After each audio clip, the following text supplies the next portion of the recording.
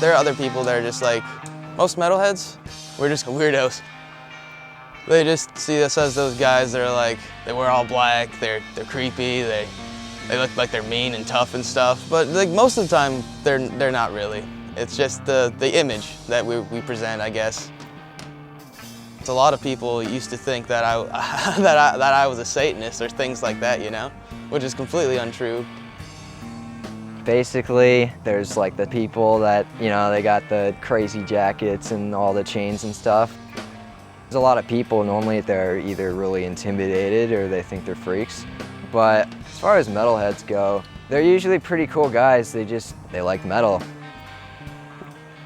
I think a lot of people think that because we're playing real loud, real fast, real heavy, and like to scream into the microphone a lot, people think that that doesn't take skill to just shred on the guitar. But yeah, it's a lot harder than it seems. Non-metalheads? Well, they like to think that we're very angry.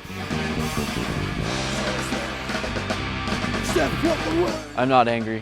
I'm definitely not angry, especially being the drummer. Like, there's been times where I've been extremely angry and I just got back behind my kit and just sat there for a while and then forgot everything. And after I left, it's therapy.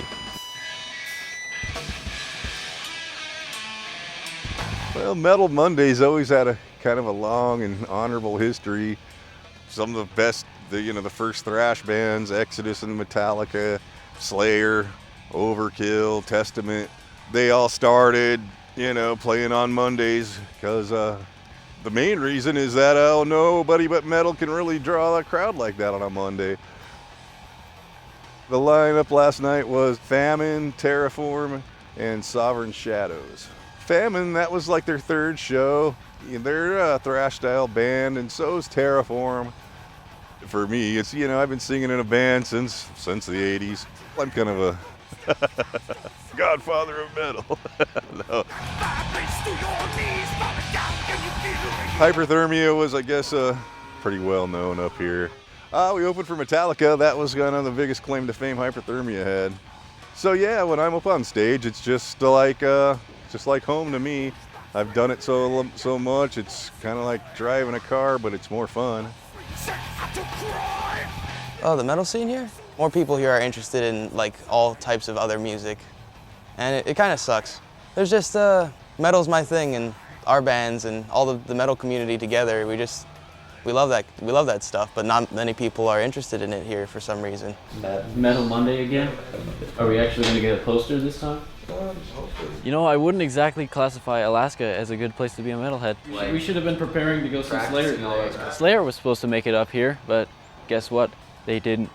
And 2 or 3 years ago, Lamb of God, same situation. So it's like a lot of the big ticket metal bands never make it up here.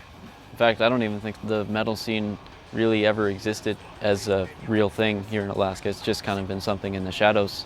I'm hoping that we can help lead the rebirth of music in Alaska alongside some of these other awesome bands. It's pretty thriving, really. Metal never dies. It's always popular to us. We got younger kids coming up and new bands.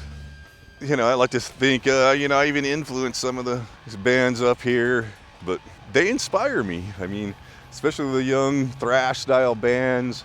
I'm just, so happy they exist, really. I couldn't be happier.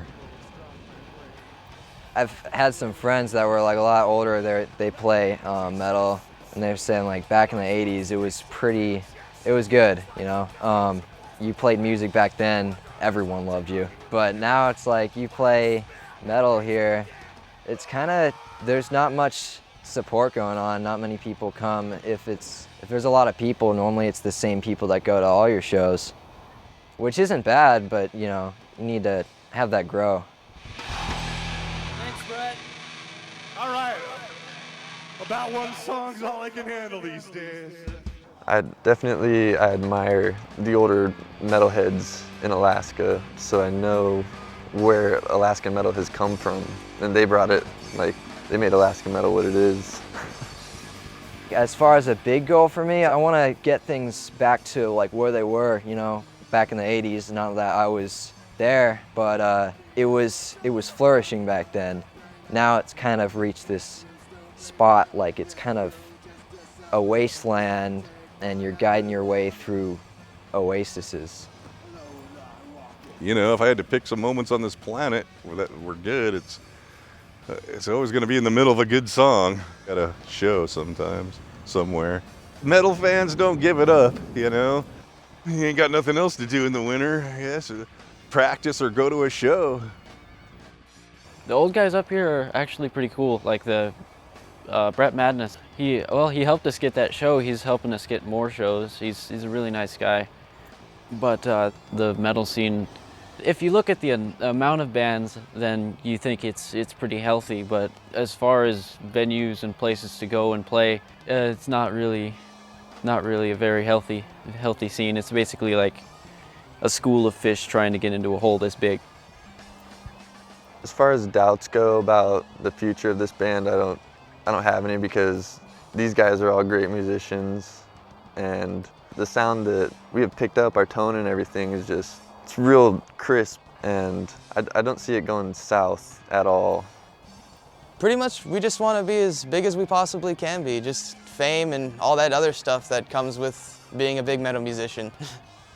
The only fear that I have is just taking too long to get where I want to get, because I don't want to get too old to that point of where it's just like there's no point in trying anymore. Because, you know, you don't want to be trying to be famous, I guess, when you're in your like late 30s or, you know, stuff like that, because it's over.